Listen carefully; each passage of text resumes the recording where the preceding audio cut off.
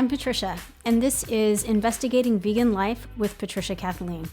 This series features interviews and conversations I conduct with experts from food and fashion to tech and agriculture, from medicine and science to health and humanitarian arenas. Our inquiry is an effort to examine the variety of industries and lifestyle tenets in the world of vegan life. To that end, we will cover topics that have revealed themselves as common and integral when exploring veganism. The dialogue captured here is part of our ongoing effort to host transparent and honest rhetoric for those of you who, like myself, find great value in hearing the expertise and opinions of individuals who have dedicated their work and lives to their ideals. You can find information about myself and my podcast at patriciakathleen.com. Welcome to Investigating Vegan Life. Now let's start the conversation. A quick technical note, we suffered some audio difficulties on our hosting end of Zoom. However, as the less than ideal audio is only suffered on the part of my questions, and this portion of the podcast stands as 25% of the interview, our team made the decision to go up with this version rather than delay and re-record. We appreciate your understanding and know that the interview with Jane will be worth putting up with a little static. Hi everyone, and welcome back. I am your host Patricia, and today I am elated to be sitting down with Jane Elizabeth. Jane is a best-selling author, personal trainer, coach, and vegan athlete. You can find out more about her work and get in contact with her on her Instagram handles. She has two. One is at badass.rebel.runners, and the next one is c.jane.do.everything. Welcome, Jane. Thank you so much for having me. I appreciate it. Absolutely. I'm excited to kind of climb through your book. I read that last night. I was talking to you before we started recording. I really love it. I think you have some core tenets that you pulled through that I don't hear a lot of vegan athletes or vegans in general speak about. And I'm really excited to kind of enumerate those with you. Before I do that, for everyone listening who hasn't been following this podcast, I always offer our listeners and podcast viewers a roadmap of where we're headed today. And we will be looking at Jane's academic background and early professional life, and then we will turn straight to unpacking her vegan story if it hasn't been already enumerated within her background of academia and professional life. And then we'll turn towards unpacking her book, which I'm excited to talk about. It's called Become a Badass Rebel Runner, the Ultimate Guide to Being a Fit Mom Without the Diet Bullshit.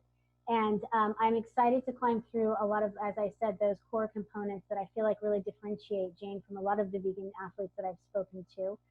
And then we'll turn towards the ethos and what she was hoping, the ethos of the book and what she was hoping her readership would kind of garner and gain from, as well as the audience that she had in mind when she was writing it. And we'll wrap everything up with looking at the future and the goals that Jane may have over the next 1 to 3 years. This is a conversation piece that has changed a great deal for those of us in the world as of late with the COVID-19 pandemic upon us. Really quickly, as promised, before I start peppering Jane with questions, a bio. Jane Elizabeth is a best-selling author, personal trainer, empowerment coach, motivational speaker, athlete, and animal lover who has been active in the animal rescue community for over a decade. She went vegan for the animals 2.5 years ago and has become an active advocate for veganism ever since. Although she originally went vegan for the animals, Jane discovered the health benefits and the vast environmental benefits of going vegan to be incredible. Using her own transformation story as a platform of hope, she inspires others to take care of the animals and the planet by taking care of themselves. Her vegan fitness mobile app, Badass Rebel Runners, has empowered hundreds of people to get fit and healthy. Her book, Become a Badass Rebel Runner, the Ultimate Guide to Being a Fit Mom Without the Diet Bullshit, shares her personal journey and is available now on Amazon. She believes strongly in being a voice for the voiceless and standing up for what is right, even if it means standing alone. And Jen, I do also, I neglected to mention, I want you to kind of crawl us through your app. I have read the book. I have not gotten on the app, so I'm excited to have you kind of just pull that out for all of us. But before we get to all of that, I'm hoping that you can kind of draw us this platform of your early academic and professional background that led you to where you are now. Sure. Well, and thanks so much for that question. It's really interesting because, you know, from an academic standpoint, I actually started in music. That was my first love. That was my first, I dove into that thinking, this is what I'm going to do for the rest of my life. I went to a trade school that was focused on the performing arts. So it was called Music Tech, and then it changed to McNally Smith. And unfortunately, it doesn't even exist anymore back in Minneapolis, Minnesota. So I did that. I had a rock band for about 13 years, and that was a lot of fun times with that. And throughout that time, I had to work too, because, you know, when you're in a rock band, that's not something typically that is going to pay the bills. So I was in sales and management, which actually led me down a different path professionally than I thought I was going to go down. So I hadn't intended on getting into the realm of corporate America, but that's what happened. And so, you know, getting into management and, you know, seeing the result of really mentoring people and figuring out, or helping them really figure out what they wanted to do with their professional careers, became a passion of mine too. And so actually in my 30s, after getting into human resources, so I went from sales to management to human resources, it seemed like a natural progression from a professional standpoint. And once I was doing that, I thought, well, this is probably what I'm going to do for the rest of my life. So I actually went back to school in my early 30s. And I got my undergraduate degree and my graduate degrees, both in human resource management, thinking, you know, if I can help people and mentor them and actually help them figure out what it is they really want to do with their lives, help them feel fulfilled from a professional standpoint, that will help them then in their personal lives too. So it was really, you know, trying to also help corporations find that win-win. That's good for the company, good for employees, good for management. And, you know, being in human resources, you see kind of the underbelly of organizations. You see people at their very worst. And, you know, people come to you with all their crap. I mean, people, you know, are hurting, they're frustrated, they're angry. You very rarely get to see people on their best days. So, you know, kind of being that voice of, you know, it's okay, you know, let's figure this out. There's a solution here, you know, tell me how you're feeling, tell me what you're thinking, tell me your perspective. And taking that in as not right or wrong, but your perspective is your perspective, and giving people that space to actually just be heard was something that became second nature. And I think that's actually helped me in where I am now. But what happened is I actually got pregnant on purpose. So I always wanted kids. And so I got pregnant with my daughter. And at that time, I was in grad school and I was working full-time in human resources. So it was a bit of a struggle, you know, like waddling around downtown Minneapolis, going to work and then, you know, going to school and all these things. And, you know, when you're pregnant, you're exhausted all the time. And I had this funny thought in my head. I remember thinking, you know, doing my papers for school and handing them in and being so exhausted and thinking, gosh, you know, when she's born, I'll probably have more energy. But anybody who's out there who is a parent knows that that is so not true. I had less energy when she was born because I didn't get any sleep. But I managed to push through. So I finished grad school when I was on maternity leave. And so I had my newborn daughter who didn't want to be held by anybody else but me. And she is a breastfed baby. So, you know, I was her only source of nutrients. She wouldn't take a bottle, like it was just me. But I finished grad school anyway. And I just thought this is something that I need to do. And part of it, honestly, was showing her that she's capable of doing this. You know, as a mom, I think a lot of women feel like they can't go to school, they can't work. There are so many things they can't do because they're a mom, and doing all these other things is selfish. But I wanted to show her that it's not, that you can live this full, fulfilling life in so many aspects and be an amazing mom. So that's really, you know, what kind of my background from an academic standpoint.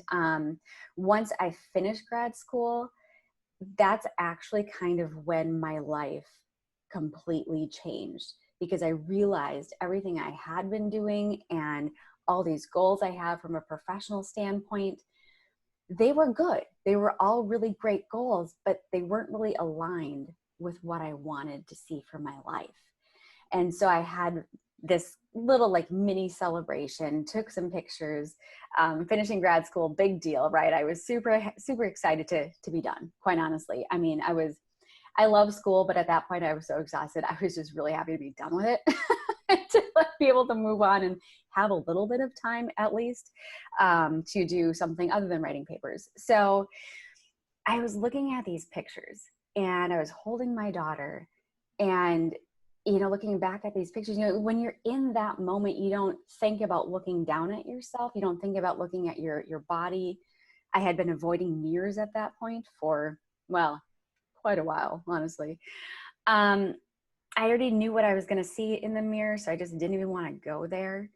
And when I looked at these pictures, it was right there staring me in the face. Like, I didn't even recognize this woman holding my daughter, and the woman was me. And that was that moment. I thought, holy crap, how did I get to this point? I was so busy doing all of these things for so many years, and I had let myself go. I wasn't focusing on my health. I wasn't focusing on anything other than the busyness that had come along with everything I was doing. And I had, a lot of emotional trauma and suffered several losses. And there was a lot that was, a lot that really played into that.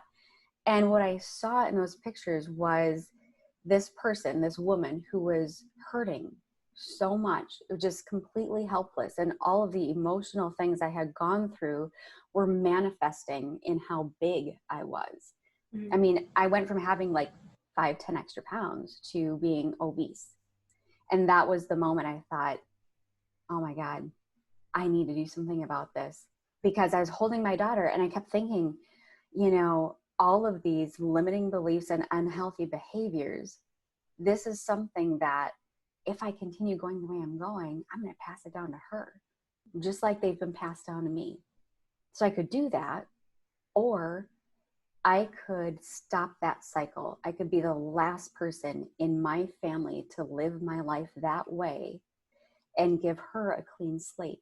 And that meant that I had to completely change my life, but she's my daughter. She's totally worth it. And that's what I found my why to completely change my life. Yeah, your book gets into your why, and it talks about your daughter being your why, and it does a good job at kind of mixing and meshing the time periods of what you're talking about in. I'm curious how the relationship and the conversation between exercise and the vegan diet, you kind of climbed through. You parsed out when meat left your diet, and then we have an identical experience nursing your daughter, that immediately turning you off from milk. And then you also kind of unpacked later on how the extraction of milk enabled you to start your exercise. But I'm hoping you can kind of make sense of that, being a vegan athlete yourself and being this pro distance runner that you are. A lot of people hear vegan and distance running is about the last thing, that and weightlifting. They're like, no, vegans don't do that. So I love talking to people who do it that way. And I'm wondering if you can kind of form the relationship between becoming vegan as well as your weight loss journey. Like, they didn't come simultaneously, or did they? It kind of did, because what I did is I was looking at my life and what needed to change, and eating meat never resonated well with me because I love animals. I've been involved in animal rescue for a really long time, and I've rescued dogs. We fostered dogs. I mean, this is something, and I love cats too, but I'm allergic, so I could never foster them. But they are really cute, and they love me, especially I think because I'm allergic. They like to crawl up on me and get love and everything, which is fine. I just make sure I, shower right after. But, we had, animals like cows and pigs and turkeys come into rescue as well. And these are animals that are typically killed for food. And their personalities were the same as my dogs. And I couldn't help but thinking, why are we rescuing these animals, but killing these animals? I mean, obviously the ones who came through rescue, those were safe. But, my point is, these farmed animals are the exact same as the ones that are coming into rescue. But so we're saving some and then paying to have somebody kill the other ones. And it just didn't sit right with me. It didn't resonate with my spirit. So I just thought, you know what? I have to change this because this isn't right. It's been bothering me for a long time. There's got to be another way. And I mean, I was raised in a very, almost anti-vegan household, as I mean, most people were. And, back in that day when, I'm an 80s baby, and, meat was where you got your protein. And, if you wanted to be strong, you ate eggs, which I never actually really liked eggs, but if you wanted strong bones, you drink a lot of milk. And, but, cutting that meat out was like that first thing. And it felt so right to do that. And then, from there, that was, what I was planning to do, just, for the well-being of the animals. It wasn't really about me. It was about them. And I just wanted to do something to reduce the suffering I was causing, because, I feel like I have a lot karmically to make up for. I mean, so many years of harm that I caused, not really even realizing it was harm, because we're not taught that it's harm. But it's like, once you know better, it's your responsibility. It's my responsibility, because I know better, to do better with my actions and to show my daughter what this means. We're saying cruelty free. That doesn't just mean the products, you buy from a cosmetic standpoint. It doesn't just mean what you're using in your household. A cruelty free life also means not eating animals and causing the least amount of harm possible, and not wearing animals, not exploiting animals. So, so that was a big, turning point for me. And what happened from there is, like, right at that same time, right after I made that decision that I had to change my life, I decided to go vegan. And, but then there was this moment of, gosh, I don't know, dairy, I gave up cheese. Like, that was okay. There are a lot of substitutes out there, and, that was fine. But that half and half was really difficult to give up. So I had started trying to run. I mean, this was like me trotting along. This was jogging, really. I mean, this was like 3 days a week. This was not even a mile. I suffered from chronic asthma. And so, I was trying, though. I knew running would work. It's that one thing I knew would help me get fit. And, people always think, well, what is it I can do? And there are so many things that don't require equipment. And running is one of them. Walking is another one. They're really great ways to exercise that you already know how to do. And so, I felt really heavy. My knees were hurting, but I knew I had to keep going. But I always needed my rescue inhaler before I would even start, because my asthma was that bad that I had to actually kind of give my lungs a little boost in order to open up enough for me to actually run that not even 1 mile that I was going to run that day. But once, I was nursing my daughter, like you said, a lot of moms, I think, have this revelation when they are nursing moms. And if you are in tune at all to what animals go through. And I was nursing her, and I saw this video. At that time, I only had half and half left to give up. That was the only thing. And I thought, well, it's one thing. It's only one thing. No big deal, right? Because it's just one thing. But I saw this video. It popped up. And, Facebook, I'm not a fan typically of Facebook algorithms. They totally screw with businesses, and, like, you have to pay if you want anybody to see anything. So I'm not a huge fan, but in that moment, I can tell you that Facebook knew exactly what I needed to see. So I'm so grateful for that one moment, because it's what I needed to see to change that one thing. And it was this video of a mama cow who was chasing her baby who had been stolen away from her. And I'm nursing my daughter, and I just broke down. I started crying. I'm like, okay, that's it. I don't care what I have to do to give up this half and half. It's done. I poured it down the drain. That was it. I didn't care if I had to try 1,000 different vegan creamers, which I probably did. But that was it for me. And then, so that was about the animals too. But then within about a week, my asthma just completely reversed. It went away. So, yes, it was still a struggle to run, because I had an extra 80 plus pounds on me, but I could breathe when I was running. And that feeling of that almost liberation, being able to have my lungs be clear while I was running, was something I had never experienced before. And I've been an athlete, in grade school and high school. I played sports, and I always had to stop kind of like mid-game to take a puff of my rescue inhaler. I was made fun of as a kid for being an asthmatic, which is also really crappy for kids to do, but it's what happens sometimes when you're, in school. And, but that feeling of just oh my gosh, I can do this. Like I can actually run. So that allowed me to run further. So I could go, for a longer amount of time. And then it was for more, for more days during the week I could run. And it started being this thing I could do.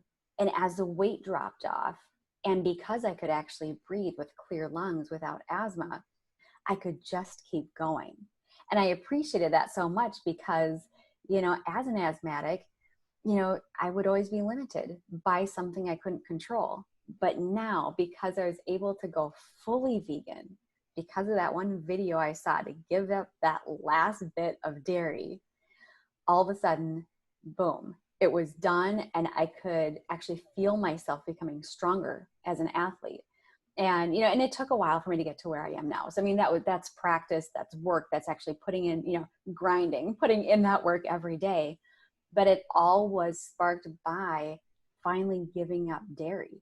And also what's interesting about that is I had gone vegan for the animals. So that wasn't negotiable. I mean, I'm never going back to eating animal products. But when my asthma went away, I was like, there's got to be more to this. And I started researching veganism from a health benefit standpoint. And so, yeah. And then I started, getting more into like whole food plant-based because it's so incredibly healthy for your body. And I mean, that just everything kind of took off from there because I found just this wealth of information about how, going vegan and particularly eating mostly whole food plant-based is so incredibly impactful for people from a health standpoint. And I just remember thinking, where the hell has this information been my entire life? Yeah. It's like, this is where were they hiding this? I mean, you've got, people who are dying of diseases that are, by and large preventable by getting rid of cruelty, by getting rid of animal products. So that was something that was shocking to me, absolutely shocking. So now I really, even though I went vegan for the animals, I like to use my platform to tell people about the health benefits as well, because quite frankly, a lot of people are drawn in for that reason and then make the connection to the animals down the road, which is fine. Absolutely.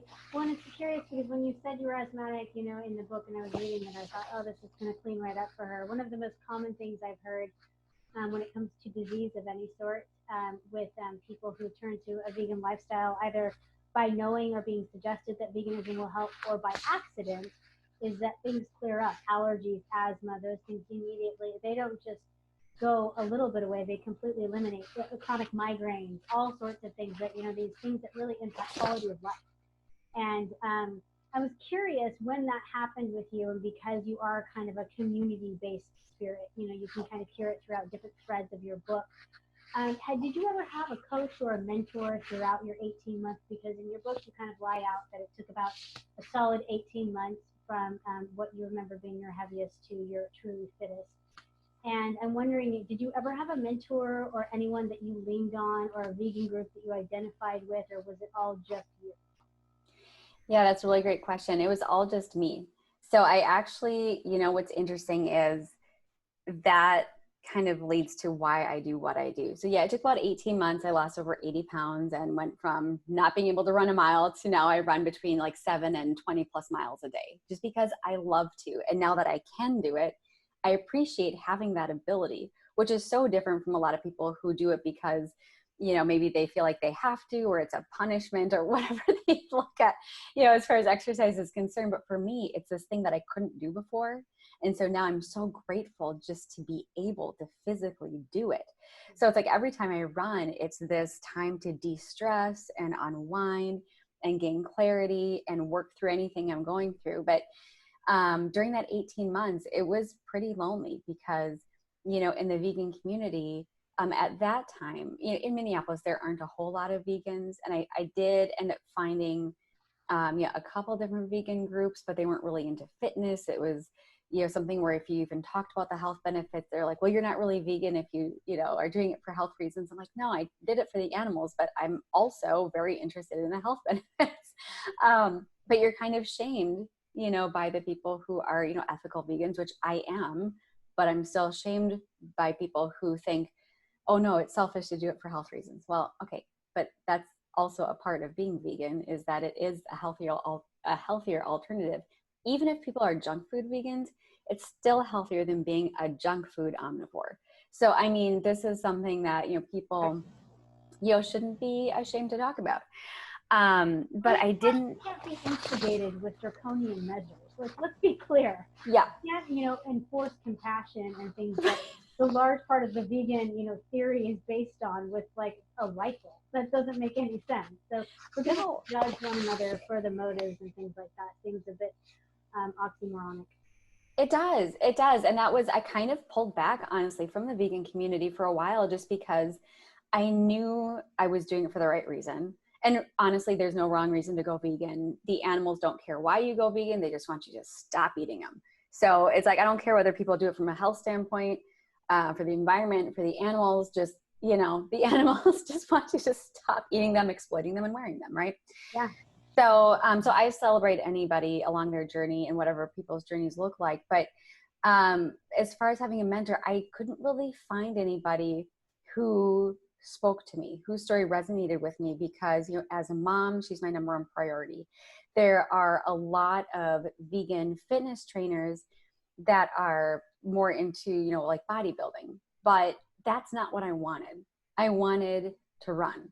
I wanted to be an endurance athlete, and I wanted to get fit and healthy and, have like long, lean muscle, but not build bulkier muscle. And I mean, it's a beautiful aesthetic, and I have a lot of friends who do it, and I'm not saying it's wrong. It's amazing. It's just not my thing.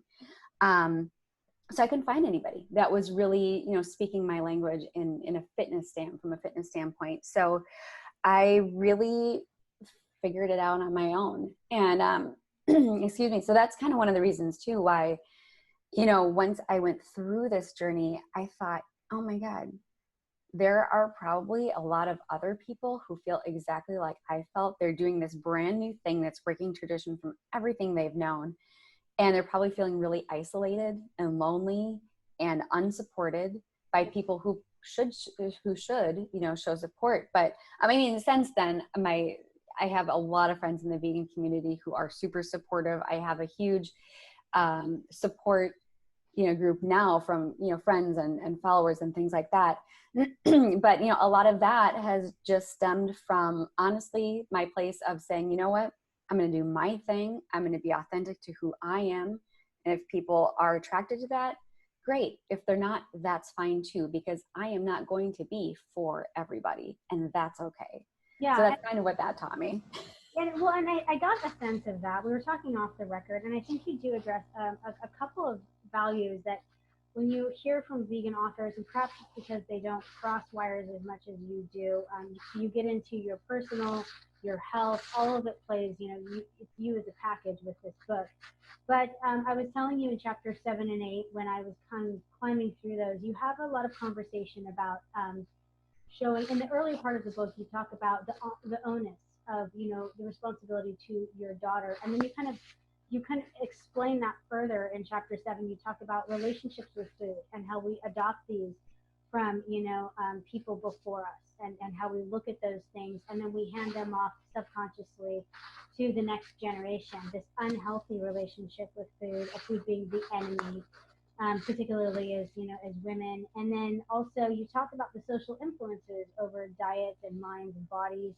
You get into limiting beliefs, mental handicaps regarding self-sabotage and things like that also, I think, play into illustrating quietly in this kind of subconscious way to the next generation. And I was wondering if you can kind of unpack how you came to that and how you came to talking about it, because it is one of the first vegan journeys.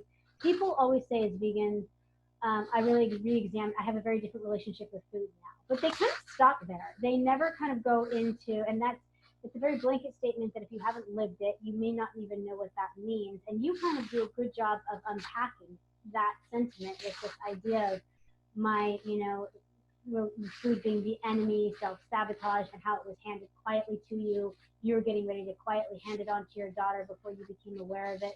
How did you come to know those things, and how did you come to write about them as being part of your vegan story?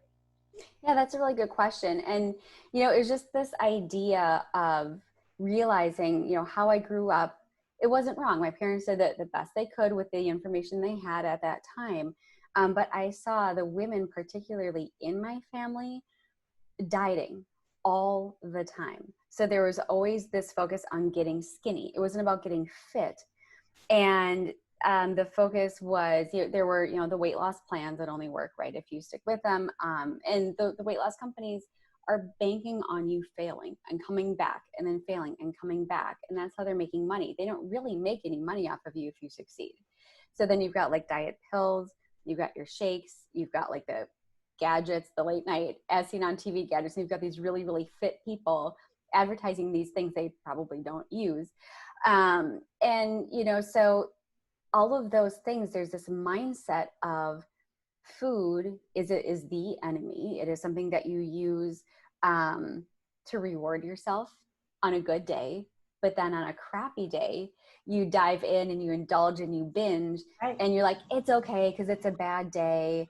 And looking at even how you create a plate of food, it was like meat is your main course, and then everything else around it is kind of like secondary, and vegetables are gross, but you have to eat them if you want dessert. So, I mean, that's like the mindset. I mean, and I think most people remember their parents saying, if you want dessert, you've got to eat your vegetables. So it was this punishment, like, okay, the punishment is that, you have to eat your vegetables. But if you can make it through that, you can have dessert. It's this terrible way of thinking about food and super unhealthy to make it about, if this, then this, in a negative way. So, once I went vegan, it's almost like you're a rebel anyway, because you're completely going against the grain with everything you've been taught about food. And so what happened is I was looking at, all of these unhealthy, behaviors that were handed down to me with exercise and food and, that idea of binging or of, limiting calories so much that you're basically starving yourself. And it's really funny. I will tell you something that there was this show, okay, Golden Girls. I think everybody knows this show, right? Sure. There's one particular episode, and I think they're supposed to be in their 50s or something in that show. And these ladies, it happened to be on late at night, and it was before I went vegan, but my daughter was up. I got like 2 hours a night. She was always awake. And so it happened to be on. And I remember in this one episode, these women who are middle-aged women, they had an event coming up in like a week or 2 weeks or something like that. So they all went on a diet to get thin before this event. And I remember this moment thinking to myself, I do not want to be middle-aged and still be freaking dieting. Like this whole mindset though has been handed down, and it's through my family too, that it's, you have to starve yourself if you want to get thin, and it's about getting thin. It's not about getting fit. When you exercise, gosh, if you can do the most punishing thing to your body for like a short amount of time, then you should see results. But if you don't see results, then you're probably not doing the right thing. It's not about consistency. It's about, that quick fix. And if it doesn't work right now, then it's the fault of the system, the product, whatever it might be, the program. And there was this lack of personal accountability. And so looking at food and the way I want my daughter to look at food, that was huge for me. What do I want her mindset to be for food? I don't want it to be about restriction. I want it to be about abundance. So when I'm looking at food, I'm looking at all of the abundance that is there from a nutritional standpoint, and how beautiful it is to be able to choose from all these things. We've got vegetables, fruits, and grains. I mean, I haven't even tried everything that's available to me because there are so many things I'm not even aware of at this point, even though I've eaten a lot of them. I've tried so many things, but there's always something new to try. And so with her, I want her to look at food as something exciting, not something that she has to constantly restrict. And so, looking at it from a healthy standpoint and saying, yeah, okay, there are these potato chips here. And I'm not going to tell her she can't have them, because when I grew up, it was, you can't have any junk food. which then made me kind of veer off. It didn't make me, I chose to veer off in that direction of, you know, fast food and junk food and all that. Yeah. But with her, it's like, okay, this is an option if you want to have that. I also have this green apple, and, you know, I'm gonna have this. You can choose.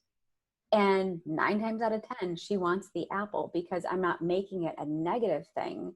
Like, these chips are so bad for you.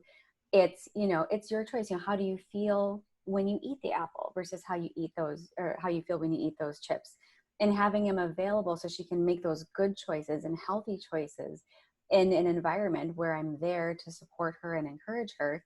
Then as she gets older, and she's only 4 years old right now, but as she gets older, she's going to be making decisions that impact her health and her life in so many ways. And so, you know, teaching her to choose something that makes her feel good, choosing something that is cruelty free, that, you know, is vegan, and helping her kind of see that difference between a dead animal and something that is going to actually bring you so much life and so much nourishment and fueling your body that way. Because when you feel good, you want to keep feeling good. Right. That's been missing, I think, from the whole narrative about food and fitness for so long. But it takes a lot of effort, because, you know, all of these beliefs, and there's a lot of societal pressure, there's social conditioning that teaches us what fitness looks like, what health looks like, what good food looks like.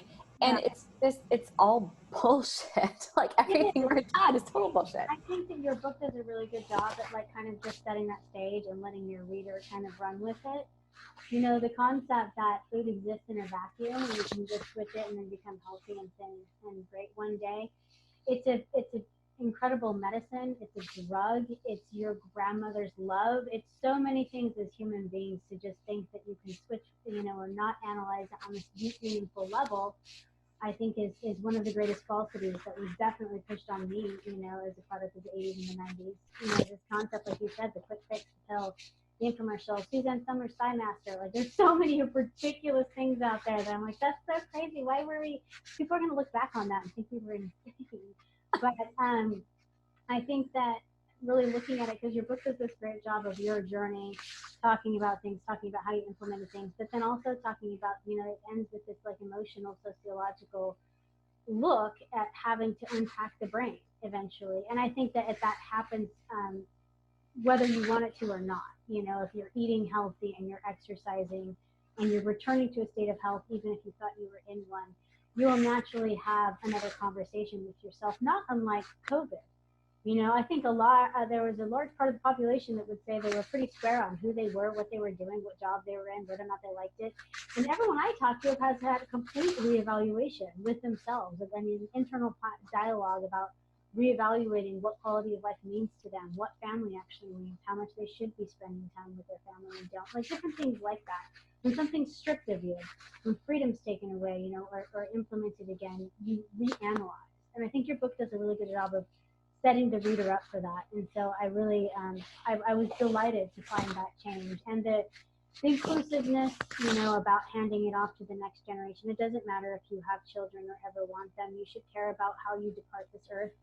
And I think most people do, and leaving it, you know, slightly better, at least thinking about trying to leave it better is thoughtful. And that begins with how we analyze and look at food and the animals and the industries, the system. It's not just the animals. Veganism is tied up into, you know, a lot of this endeavor ties into everything from sustainability, responsibility, the earth, the farmers, the economy is a lie. You know, anytime you start to pay for things like milk and eggs, like our country does, to subsidize it, to make sure that we stay dependent on it, it cripples an economy that could exist in its place. And so there's just so many aspects, and I love that how your book kind of came at it from that emotional and mental one as an athlete.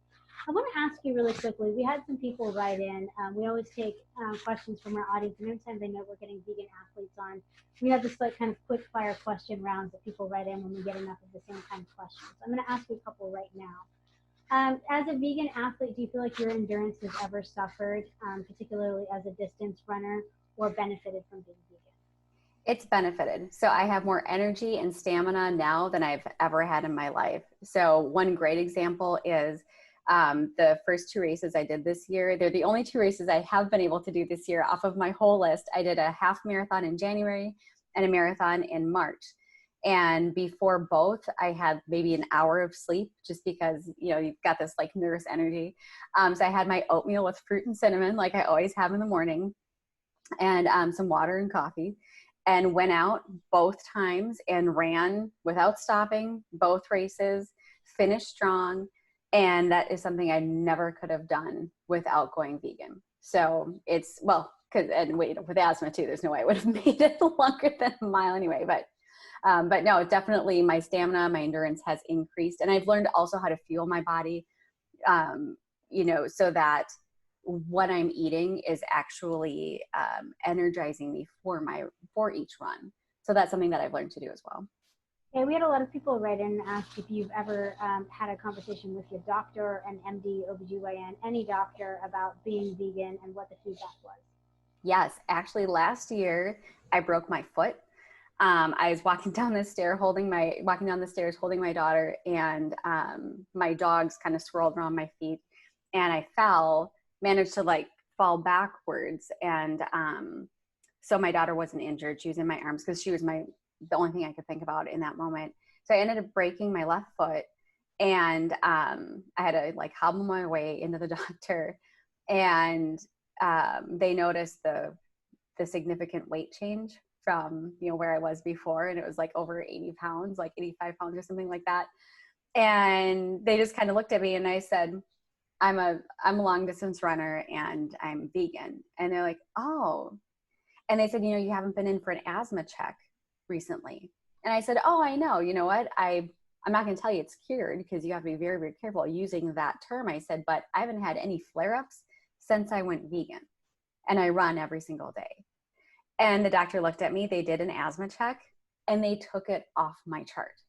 So by an actual doctor, it was taken off of my chart. And I say that because a lot of people have that question. Did an actual doctor, as if they're like fake doctor? I mean, I don't even know why people say that, but yes, an actual doctor at a clinic took asthma off of my chart. So that was pretty cool. It sounds like what we're experiencing. I don't know why we need it validated by an MD. Like, it's always so confusing for me when people are like, what did the doctor say? I'm like, I don't know, if you're feeling pretty good, like, I hope they agreed.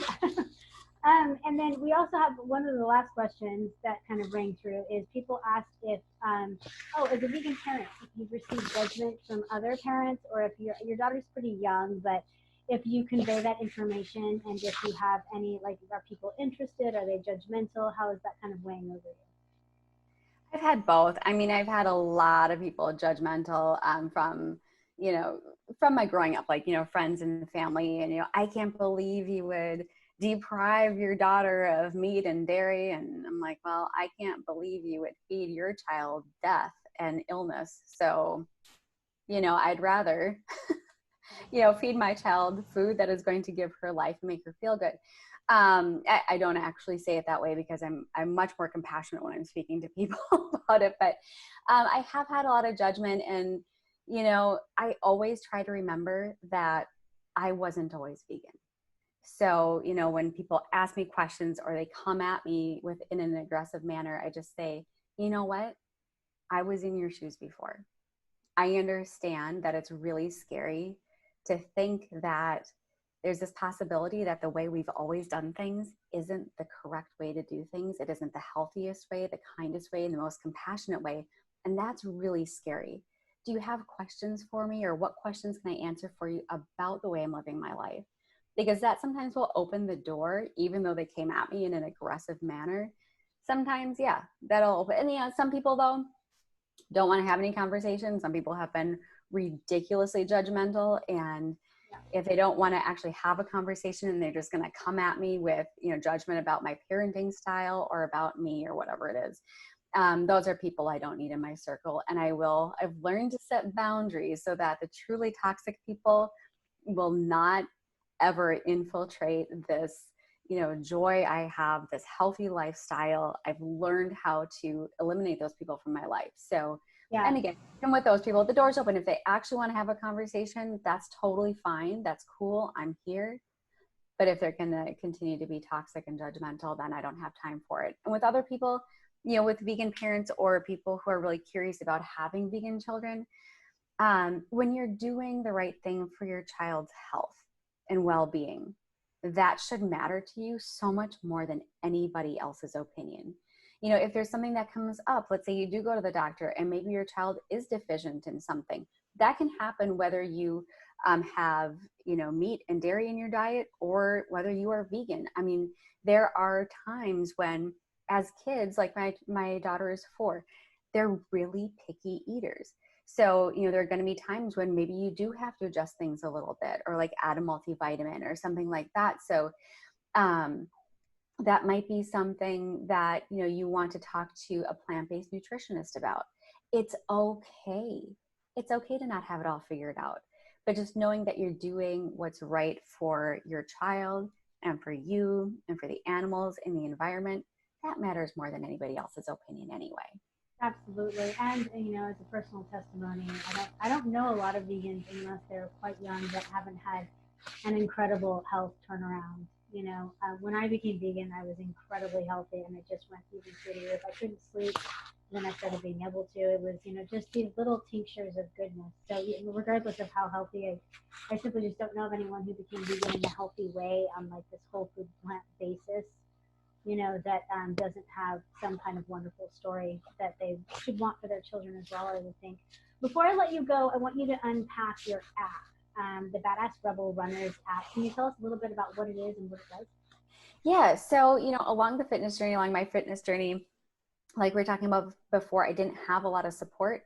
So what I wanted to do, I actually went back to school and became a certified personal trainer and life coach. And so that's something I do. And I felt like, you know, even though I just finished grad school before I started my journey, I was like, you know what though? This is what I'm supposed to do. And so I finally found my purpose. And I created this app because this is what worked for me, kind of struggling through all these roadblocks and finding my way, finding my journey and creating a healthy lifestyle, going from just eating anything that was vegan, like veganizing anything and everything, using meat substitutes and cheese substitutes, and then eventually going whole food plant-based. And don't get me wrong, like I still will treat myself and indulge in something really deliciously, you know, vegan that's super indulgent sometimes. So I want to make sure I say that because there is such thing as, I think, going too far one way, and I do balance. I do believe in having balance. Gotta have vegan lasagna every now and again, right? Or vegan pizza or something. But so I created this app so that people would have something, like one thing they could look at that would teach them what they need to do on a daily basis. So it has daily workouts. It has vegan meal plans, but they don't look like other meal plans because you do have things like pizza and lasagna, and then you do have other things that are whole food plant-based. So people choose their breakfast, their lunch, and their dinner, and then they portion it out for the week.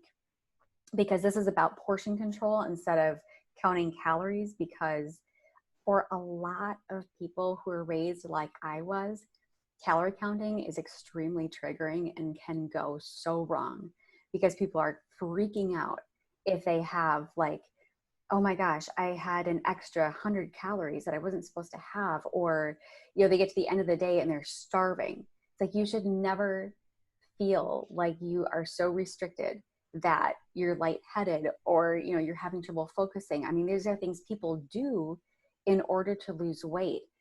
And I want people to know that there is a healthy way to do things. It's not about being so restricted. It's about balance, portion control, making sure you're satisfied with what you're eating. So it has all of those things included in it. And it is a running app, but for people who don't want to run, it's okay. You can walk.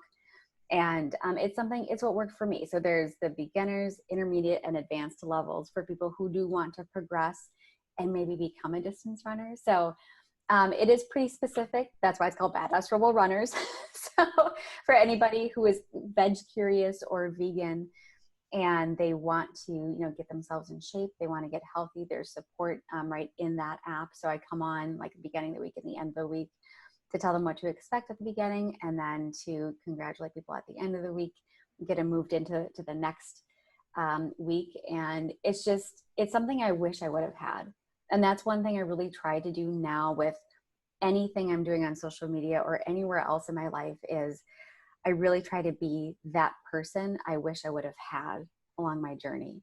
So whether people are just going vegan, whether they're just starting their fitness journey, whatever kind of progress they're making, I like to encourage them and support them and celebrate them and just be there, because I think we don't need any more people really saying like, this is exactly what you need to do. And if you don't do it my way, it's not good enough.